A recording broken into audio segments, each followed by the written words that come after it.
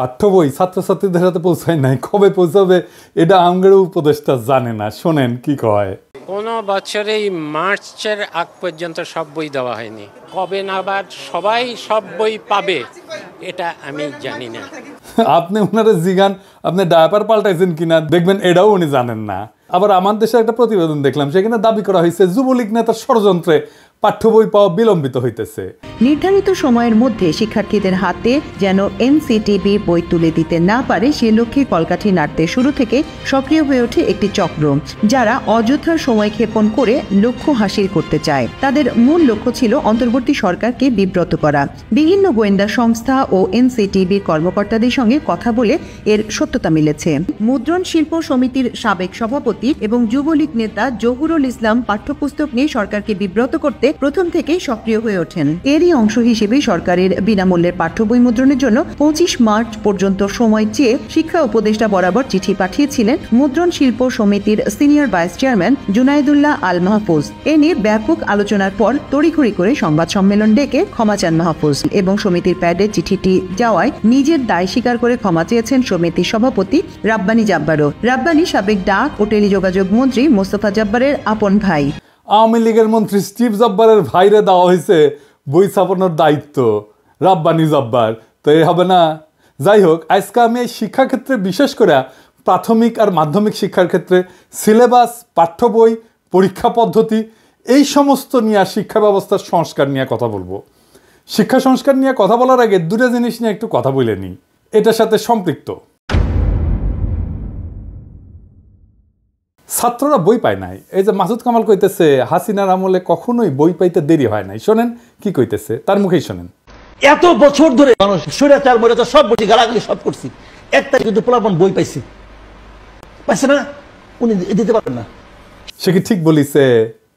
দেখেন, এটা 2023-এর খবর, বই ঠিক সময় মতো পাইছে। আবার দেখেন, এটা 2022-এর খবর, তার আগের বছর ঠিক সময় মতো বই পাইছে। 2023-এর আর একটা খবর দেখায় যে দেখেন ঠিক সময় মতো বই পাইছে। তাহলে মাসুদ কামাল কেন বলে যে হাসিনার আমলেও বই পাইছে 1 তারিখে? মাসুদ কামাল হাসিনার লেসপেন্সারি করিচ্ছে, ফ্যাসিবাদের লেসপেন্সারি করিচ্ছে, এটা টের পাচ্ছি। কারণ মাসুদ কামাল মনে করিচ্ছে আওয়ামী লীগ যদি আবার ক্ষমতা এসে যায় তাহলে একটা দাও মারা লাগবে। যাই হোক, এটার বাইরে একটা কারণ আছে। কারণ এটা হচ্ছে বাংলাদেশ, কেউ যদি প্রমিনেন্স পায় নিজেরা ঈশ্বর ভাবতে থাকে, সে নিজেই রেফারেন্স উৎপাদন করে, নিজে চেক করবে তার টাইম কই। তাহলে এই যে মিছা কথাটা সে কইল, তার কি হবে? মাসুদ কামাল সিনিয়র সাংবাদিক, যাই হোক, আমি তার উপরে এখনই চড়াও হব না, তার আমি বেনিফিট অফ ডাউট দিতে চাই। স্লিপ অফ টাঙও তো হইতে পারে, ভুল হইতে পারে, কিন্তু মাসুদ কামাল এর পরে যদি ভুলভাল মিছা কথা কইছেন তাইলে গেলে বুঝেছেন একেবারে কচ্ছপের কামড় দিয়া ধর্ম কলে। এবার আসেন, বইয়ের সিলেবাস পাল্টাইছে সরকার, জুলাই আগস্টের বিপ্লবের ঘটনা ঢুকাইছে। কি ঘটনা করিছে সেটা এনা দেখি, আসেন। দেখেন, হাসিনার নাম নেয়নি, পরে মনে হয় পুলিশের দায় শুধু, আওয়ামী লীগ নাই, ছাত্রলীগ নাই, গণঅভ্যুত্থানের বিরুদ্ধে মেইন কালপ্রিটের নাম নাই। এরা বাচ্চাদের কি শিক্ষা দিতে চায়? যদি বইয়ে হাসিনার নামই লেখা না হয়, আওয়ামী লীগের নামই লেখা না হয়, ফ্যাসিবাদের নামই লেখা না হয়, তাহলে গণঅভ্যুত্থানটা হইল কার বিরুদ্ধে? জনগণ তো হাসিনার বিরুদ্ধে দাঁড়াইছে, পুলিশ তো প্রতিরোধ করতে গিয়ে নিপীড়ন করছে হাসিনার অর্ডার নিয়ে। এই নৃশংস প্রতিরোধের দায় কেবল পুলিশকে দিচ্ছে কেন? হাসিনার নাম কেন নিচ্ছে না? বাচ্চাদের জানা উচিত না হাসিনা জোর করে ক্ষমতায় থাকা এবং তার অপশাসনের বিরুদ্ধে আমরা ফাইট করছি। আমাদেরকে এখনো কারা হাসিনার রাজ্যে রাখতে চাচ্ছে, যে রাজ্যে হাসিনাকে কালপ্রিট বলা যাবে না? তো কে লিখেছে? রাখাল রাহা, ওর আসল নাম সাজ্জাদুল হক। এই এত ইসলামোফোব যে নিজের মুসলমান নামটা পাল্টা এটা হিন্দু নাম নিছে, প্রগতিশীল হয়েছে। যে বইটা দেখালাম এটা 5ম শ্রেণীর বাংলা বই, এখানে যে খুনি ফ্যাসিস্ট হাসিনার নাম লেখা হয়নি তা না। 9ম 10ম শ্রেণীর বাংলা বইয়ে জুলাই আন্দোলনের ইতিহাস কেন্দ্রিক একটা গদ্য যুক্ত করা হয়েছে, এটাতেও খুনি হাসিনার নাম লেখা হয়নি, আওয়ামী লীগের নাম নেওয়া হয়নি, ছাত্রলীগের নাম নেওয়া হয়নি। নাম না নিয়ে এরা ইতিহাস লিখেছে। কি লিখেছে দেখেন, মূলোৎপাটন করবে শাসন ক্ষমতা আঁকড়ে থাকা ফ্যাসিবাদী এক শাসককে, নিপীড়ক সরকারও প্রস্তুত, তার আছে দলীয় বাহিনী। দেখেন, হাসিনার নাম নেয়নি, দলীয় বাহিনী ইউজ করছে হত্যাযজ্ঞ চালাইতে, কিন্তু এই দলীয় বাহিনী আওয়ামী লীগ ছাত্রলীগের নাম লিখতে এদের জাত যায়, লজ্জা লাগে। এরা ইতিহাস লিখতেছে, কিন্তু আমরা কার বিরুদ্ধে যুদ্ধ করছি তার নাম লিখতেছে না। কারা শহীদদের খুন করছে, গুলি করছে, পঙ্গু বানাইছে, অন্ধ বানাইছে, তাদের পরিচয় বলতেছে না। এটা কেমন ইতিহাস? আবার দেখেন লিখছে, কিন্তু প্রতিরোধ করেছিল সরকারি দলের দুর্বৃত্ত বাহিনী, তাদের পাশে ছিল রাষ্ট্রীয় বাহিনীগুলোর ক্ষুদ্র একটা বিপদগামী অংশ। মানে বুঝিছেন, সরকারি দলের দুর্বৃত্ত বাহিনী বলতে পারতেছে, যেন এই বাহিনীর নাম নাই। আপনারা দেখেন রাষ্ট্র বাহিনীর একটা ক্ষুদ্র অংশ নাকি বিপদগামী ছিল। হ্যাঁ, হাই সেলুকাস, যেখানে আস্ত একটা পুলিশ বাহিনী, আস্ত র্যাব, ডিজিএফআই, এনএসআই, ডিবি জনগণের বিরুদ্ধে দাঁড়াইছে, সেখানে ক্ষুদ্র একটা বিপদগামী অংশ নাকি দাঁড়াইছে। কি কারে ইতিহাসের বিকৃতি বলেন? এই ইতিহাস ঘটার 4-5 মাস না যাইতেই এই ইতিহাস বিকৃতি, তাও গণ অভ্যুত্থানের সরকার ক্ষমতায় থাকা অবস্থায়। পরে কি হবে তাইলে ভাবেন। এই বই রাগালরা মধ্যে ঢুকে দেবেন। হারামজাদা বুদ্ধিজীবী চাইতেছে। এবার বুঝেছেন তো কেন আমি বাঙ্গু সুশীলগের আর বামদের গেলাই। সিলেবাস নিয়ে হাসিনার আমলে কত কাণ্ড হইতো আপনাদের মনে আছে না? আমি একটার পর একটা এপিসোড করেছি, যে দেখেন কতগুলো এপিসোড করেছি অসঙ্গতিগুলো দেখা দেওয়ার জন্য। সিলেবাস নিয়ে সিরিয়াস কাজ হাতে গোনা বাংলাদেশে কয়েকজন করছে, তার মধ্যে আমি একজন। একবার ঘুণাক্ষরও আমারে কইল না, ভাই আপনার মতামতগুলো কি বলেন, বইগুলো দেখে একটু মতামতগুলো দেন, বলে না। আমি যে খুব জ্ঞানী লোক তা না, কিন্তু আমাকে দেখতে দিলে তো ক্ষতি নাই, তাই না? আমার রিকমেন্ডেশন নিয়েন না, দরকার হইলে একটা মতামত তো ফ্রি পাইতেন, তাই না? রাগালরা যে কাজটা করিচ্ছে, টাকা নিচ্ছে, গাড়িতে ঘুরিচ্ছে, গাড়ি পাইছে একটা ফ্রি, অফিস পাইছে, স্টাফ পাইছে, আমরা তো টাকাও দিতে হতো না। তো সাজেশন নেন না কেন? কারণ হইতেছে রাখালরা শুধু হিন্দু নামই নেয়নি, তার সাথে হিন্দু ধর্মের বর্ণ প্রথাও নিছে। আমি তো নমশূদ্র, তাই আমার সাজেশন নিলে জাত যাবে রাখাল রাহার। রাখাল রাহালকে দেখলে জিগায়েন তো, ওই যে ক্ষুদ্রকালে ওর যন্ত্রের যে কর্তৃত্ব চামড়া আছে না আগা, ওটিকে আবার লেগে নিছে নাকি প্লাস্টিক সার্জারি কইরা। যাই হোক, দেখেন আসিফ মাহতাব উৎস যে নতুন বই নিয়ে কি কইতেছে, ওরাও তো খুশি না। দেখেন তার ভিতরে কি কি দিচ্ছে তার একটা নমুনা কেউ একজন লিক করেছে, এবং এটা আসলে যে তাদের মধ্যে আছে সেটা আমরা কনফার্ম করেছি। যে একটা গল্প তারা দিয়েছে, এটা আপনারা সব অনলাইনে পাবেন। তো গল্পটার এখানে অনেক সুন্দর সুন্দর কথা আছে, তার মধ্যে আমি একটা পড়ে শোনাই, যেটা পড়তেও আমার ভালো লাগছে। Sundays try to walk like a lady and not like the slut that you bent on becoming. এটার মানে হচ্ছে এইভাবে, মানে রবিবারে ভালোভাবে হেঁটে যাবে, যাতে করে তুমি যেই খানকি না সেটা হতে চাও, তুমি সেটা না হতে পারো। এবং এই গল্পে এই ওয়ার্ডগুলি, মা মেয়েকে খানকি ডাকছে, এটা মানে বারবার আসছে। আমি জানি না এই গল্পটা আমাদের সাহিত্য বা ইংলিশের ক্লাস 9-এর বইয়ে থাকা কতটা প্রয়োজন। তার মানে সিলেবাস নিয়ে ঝামেলা মিটাতে পারে নাই। এবার আসেন আমি সলিউশন নিয়ে কথা বলি। এখন যেভাবে বই ছাপা হয় সেটা বন্ধ করতে হবে, তাইলে পরিবেশের ক্ষতি কিছুটা কমবে। গাছ কাটতে হবে না এই কাগজ তৈরি করার জন্যে, কোনো ছাপা বই থাকবে না। ছাত্রছাত্রীরা ট্যাব পাবে, ট্যাব 1 বছর বইয়ের জন্য প্রত্যেক ছাত্রের পিছনে খরচা হয় প্রায় 500 টাকার মতো। ট্যাবের আয়ুষ্কাল যদি 3 বছর ধরি, তাহলে এই 3 বছরের খরচা মানে 1500 টাকায় বাংলাদেশে একটা উন্নত মানের ট্যাব উৎপাদন করা যাবে, যেটা পড়ালেখা করতে পারবে। চিন্তা করেন কি পরিমাণে কর্মসংস্থান হবে যদি আমরা বাংলাদেশে ট্যাব উৎপাদন করতে পারি। আবার ট্যাবের তো ট্রাভেল শুটিং হবে, রক্ষণাবেক্ষণের জন্য নানা উদ্যোগ গড়ে উঠবে, নানা লোক এখানে কাজ করবে।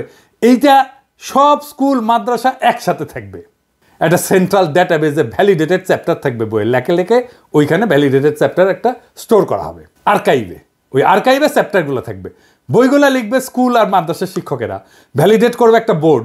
সংশ্লিষ্ট স্কুল বা মাদ্রাসার নিজের বই বা নিজের মডিউল সেন্ট্রাল ডেটাবেস থেকে, ওই আর্কাইভ থেকে চ্যাপ্টার দিয়ে নিজেরাই তৈরি করে নেবে ইলেকট্রনিক্যালি, বলবে এই আমার বই এই চ্যাপ্টারগুলো থাকবে, ব্যাস বই তৈরি হয়ে গেল। ওটা ডাউনলোড করে নেবে ছাত্ররা। এটার সুবিধা হচ্ছে স্থানীয় ভিত্তিতে নিজস্ব সিলেবাস তৈরি হবে। ধরেন আমি একটা এক্সাম্পল দিই, ময়মনসিংহ, রাজশাহী, চাঁপাইনবাবগঞ্জ, পাবনা, বগুড়া, কুড়িগ্রাম, গাইবান্ধা, এই সমস্ত অঞ্চলে একটা বিশেষ রোগ হয়, জানেন, খুব খতরনাক রোগ হয়। এর নাম হইতেছে কালাজ্বর। এইখানে কালাজ্বরের কিভাবে প্রতিরোধ করা যায়, কালাজ্বরের রুগীকে কিভাবে আইডেন্টিফাই করা যায়, সেই বিষয়গুলো যদি ওই অঞ্চলের বইগুলোতে থাকে, তাইলে চিন্তা করেন ওই অঞ্চলের ছেলে মেয়েগুলো যায় না উঠবে কিভাবে এই রোগটাকে সামলানো যায়। স্থানীয় অঞ্চলের সংস্কৃতি স্থানীয় স্কুলে পড়ানো হবে। ধরা যাক ময়মনসিংহ গীতিকা, এটা পড়ানো হবে ময়মনসিংহ অঞ্চলের স্কুলগুলোতে। লবণাক্ততা, এটা থেকে বাঁচার উপায়, এটার পড়ানো হবে উপকূল অঞ্চলে। চাঁপাইনবাবগঞ্জে পড়ানো হবে গম্ভীরা, স্থানীয় সংস্কৃতি। কালাইয়ের রুটি, পার্বত্য চট্টগ্রামে ম্যালেরিয়া পড়ানো হবে। অত্যন্ত রিচ কারিকুলাম তৈরি করতে পারবো আমরা। স্কুলের শিক্ষক আর স্থানীয় স্কুল কমিটি তাদের বই ঠিক করে নেবে। বইয়ের সাথে সাথে কয়েক হাজার প্রশ্নও তৈরি করা থাকবে। এই প্রশ্ন করার জন্য কোনো ঝামেলার দরকার নাই। চ্যাটজিপিটিতে বইটা আপলোড করে দিয়ে বললেই হবে এই বই থেকে 2000 প্রশ্ন তৈরি করে দাও, উত্তরও তৈরি করে দাও, তাইলে তারা প্রশ্ন তৈরি করে দেবে, উত্তরও তৈরি করে দেবে। বইয়ের চ্যাপ্টারের ভ্যালিডিটি থাকবে 3 বছর। প্রত্যেক বছর এই আর্কাইভে নতুন নতুন চ্যাপ্টার তৈরি হবে আর যুক্ত হবে। স্কুলে কম্পিটিশন হবে বইয়ের চ্যাপ্টার লেখার জন্য ছাত্রদের মধ্যে। ছাত্ররাই লিখবে নিজেদের বইয়ের চ্যাপ্টার। ক্লাস 9-এর ছাত্ররা তো অবশ্যই ক্লাস 8-এর ছাত্র বই লিখতে পারবে, তাই না? আমরা সেরা চ্যাপ্টারগুলো সারা দেশ থেকে বের করে নিয়ে এসে আর্কাইভে রাখবো। সারা দেশের স্কুল ছাত্ররা যদি লেখে, তার মধ্যে থেকে আমরা নিশ্চয়ই 10-12টা ভালো চ্যাপ্টার পাবো যারা ভালো লিখছে। প্রত্যেক চ্যাপ্টারের জন্য অনলাইন টিচিং মডিউল তৈরি করব অনলাইনে। সেইখান থেকে মূলত শিখবে ছাত্ররা। আমাদের কোয়ালিটি শিক্ষকের সমস্যা কমবে, একজন লক্ষ লক্ষ ছাত্রকে পড়াইতে পারবে। সেরা শিক্ষকেরা টিচিং মডিউল তৈরি করবে। সারা দেশে একই রকমের শিক্ষার মান নিশ্চিত হবে। পরীক্ষা হবে ইলেকট্রনিক্যালি। কিভাবে? ওই ট্যাব দিয়ে পরীক্ষা দিতে পারবে সবাই। প্রশ্ন র্যান্ডামলি তৈরি হবে অ্যালগোরিদম দিয়া। এক একজনের জন্য এক এক প্রশ্ন। পরীক্ষাও দেবে ট্যাব থেকে। কাউকে প্রশ্ন করতে হবে না, খাতা দেখতে হবে না, টেবুলেশন শিট বানাইতে হবে না। সকালে পরীক্ষা, বিকালে রেজাল্ট বের হয়ে যাবে। কত সময় বাঁচবে দেখেন। পুরা শিক্ষা ব্যবস্থা নিয়ে, সিলেবাস নিয়ে বেশিরভাগ সমস্যার সমাধান হয়ে যাবে। রাখাল রাহাদের রাহাজানি থামবে। আমরা অনেক গুরুত্বপূর্ণ বিষয়ে নজর দিতে পারবো এইটা অল্প সময়ের মধ্যে সম্পন্ন করতে পারলে। এখন প্রশ্ন হচ্ছে, এইটা কি বাস্তবায়ন করবে এই সরকার? এই সরকার তো কিছুই করে না, কিন্তু বলতে তো অসুবিধা নাই। আমাদের স্বপ্নটা জাগায় রাখতে হবে, আমাদের জাতিকে বুঝাইতে হবে আমাদের সম্ভাবনাটা কত বিশাল। আমাদের সমস্যা যাই থাক, তার সৃজনশীল সমাধান আছে। একদিন না হয় একদিন এই সমাধান বাস্তবায়িত হবে। ততদিন স্বপ্নকে জাগায় রাখতে হবে আমাদের। আমরা স্বপ্ন দেখি এমন এক বাংলাদেশে যেখানে শিক্ষার জন্য অপেক্ষা করতে হয় না, যেখানে পাঠ্য বই বিতরণে অব্যবস্থাপনার শিকার হইতে হয় না। আমরা স্বপ্ন দেখি এমন একটা শিক্ষা ব্যবস্থা যা শুধু জীবিকা অর্জনের পথ দেখায় না, বরং সৃজনশীলতা, উদ্ভাবনী শক্তি এবং আত্মমর্যাদা জাগায় তোলে। আমাদের স্বপ্ন একটা বিপ্লবের, সৃজনশীল বিপ্লবের। এই বিপ্লব কোনো বন্দুকের গুলিতে না, কোনো আন্দোলনে না, কোনো প্রতিবাদের মিছিলে না। এটা হবে আমাদের চিন্তায়, আমাদের দৃষ্টিভঙ্গিতে, আমাদের কর্মের মাধ্যমে বিপ্লব। আমরা বিশ্বাস করি প্রত্যেকটা শিশু একটা সম্ভাবনার প্রদীপ। আমাদের কাজ সেই প্রদীপের আলোকে জ্বালানো। তাদের হাতে কেবল সঠিক বই তুলে দেওয়া না, বরং এমন একটা শিক্ষার প্ল্যাটফর্ম দেওয়া যেখানে তারা নিজেদের শ্রেষ্ঠ সংস্করণ হয়ে উঠতে পারবে, সেই তার বেস্ট ভার্সন হয়ে উঠবে। আমরা চাই প্রত্যেকটা শিশু জানুক যে তারা কেবল ভবিষ্যতের অংশ না, তারা নিজেরাই ভবিষ্যৎ। এই শিক্ষা ব্যবস্থা তাদের আত্মবিশ্বাস, সৃজনশীলতা এবং নেতৃত্বের গুণাবলী গড়ে তুলবে। তারা শুধু স্বপ্নই দেখবে না, তারা স্বপ্ন বাস্তবায়নও করতে শিখবে। এই বিপ্লব আমাদেরকে শুরু করতে হবে। আমাদের চিন্তা, কথা এবং কাজের মাধ্যমে আমরা সেই আগুন চারিদিকে ছড়ায় দেব।